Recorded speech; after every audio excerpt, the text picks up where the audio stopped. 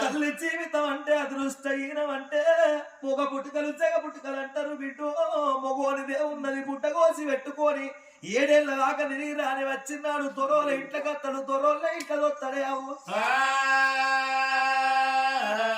వచ్చినాడు వానికే ప్రతి ఒక్కడు నమస్తే అంటాడు అదే పెద్దదైన పిల్ల ఒక్కరోజు ఇంట కనబడకపోతే అమ్మ కనవానివే అయ్య కనవానివే తోడ పుట్టినోళ్ళ కనవానివే వాడకట్టోళ్ళ కనవానివే